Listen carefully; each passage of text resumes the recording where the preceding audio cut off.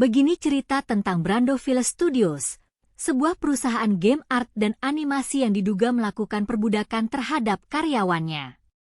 Cerita ini dimulai dari Jaka, seorang karyawan yang bekerja di perusahaan tersebut.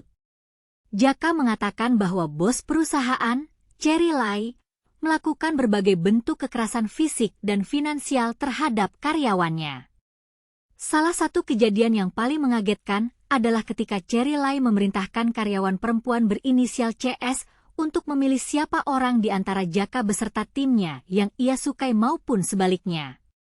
Dan jika CS memilih orang itu, maka Cherry akan memaksa CS untuk menampar orang tersebut sebagai ganjaran. Jika tidak, maka CS harus menampar dirinya sendiri. Jaka mengatakan bahwa kejadian ini bukan hanya sekali, tapi beberapa kali terjadi.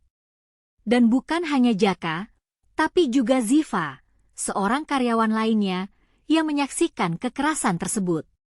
Ziva mengatakan bahwa Cherry Lai juga memaksa CS untuk menampar dirinya sendiri beberapa kali, bergantian pipi kanan dan kiri. Bukan hanya itu, Cherry Lai juga melakukan kekerasan fisik lainnya seperti pemukulan, pencekikan, dijambak, dan diseret badannya. Dan juga kekerasan finansial seperti menguras kartu kredit CS, memaksa CS melakukan pinjaman online, dan tidak mengupahnya. Jaka dan Ziva mengatakan bahwa Cherry Lai menciptakan suasana yang membuat karyawan tak berkutik dan menganggap biasa apa yang telah terjadi. Mereka juga mengatakan bahwa Cherry Lai kerap memotong rencana waktu untuk menyelesaikan sebuah proyek, sehingga para pekerja di bagian produksi, yakni animator, mesti bekerja lembur dan kurang tidur selama berhari-hari. Mereka juga mengatakan bahwa Cherry Lai memperlakukan CS seperti binatang peliharaan, tidak memperbolehkan siapapun untuk berkomunikasi dengan CS. Dan jika ada yang berani melawan, maka Cherry Lai akan marah besar. Kini, kita bertanya-tanya, bagaimana bisa seorang bos perusahaan melakukan kekerasan seperti itu terhadap karyawannya? Apakah Cherry Lai tidak tahu bahwa apa yang dilakukannya adalah salah dan tidak manusiawi? Dan bagaimana dengan karyawan lainnya? Apakah mereka juga mengalami kekerasan seperti itu?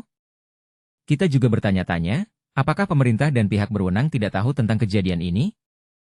Apakah mereka tidak akan melakukan apa-apa untuk menghentikan kekerasan seperti itu? Kita berharap bahwa kejadian ini akan segera dihentikan dan karyawan Brandoville Studios akan diperlakukan dengan adil dan manusiawi. Bagaimana pendapat Anda tentang kejadian ini? Apakah Anda pernah mengalami kekerasan seperti itu di tempat kerja? Bagaimana Anda menangani kejadian seperti itu?